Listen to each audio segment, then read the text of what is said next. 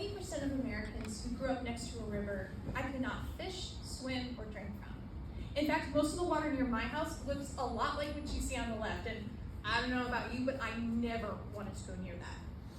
So when I learned clams filter and remove pollution, I thought, wow, what a neat animal that naturally cleans our polluted rivers. While freshwater clams might seem like a viable solution, it turns out that they're rapidly disappearing from the earth or going extinct.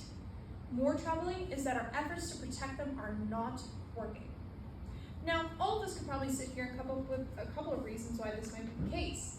Pollution, clearing forests, even introducing other animals that are harmful to the clams.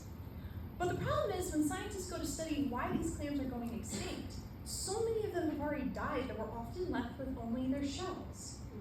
Thankfully, the dead still tell stories. As a paleontologist, I use the shells from dead clams to retell the stories of their past lives. Clams record information about what they ate, how much they grew, even how long they lived right in their shells.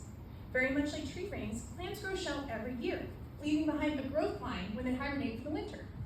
By measuring the distances between these growth lines, we can figure out how fast or slow a clam has grown over the course of its life, or its growth rate.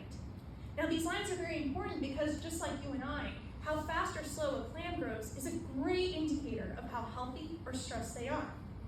So wouldn't it be awesome if we had some shells from clams that were alive before they started going extinct, to act as a baseline? Well, it turns out we do.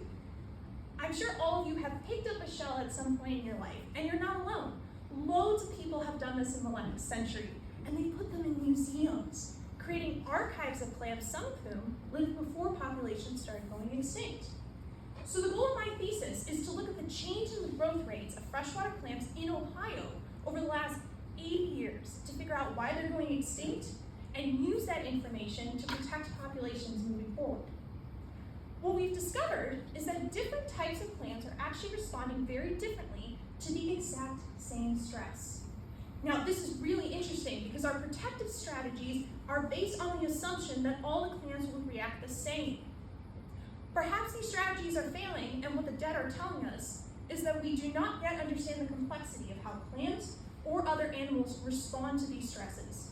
So we need to use the dead to understand this complexity, because come on, what other animal could clean water like that in a day? Thank you.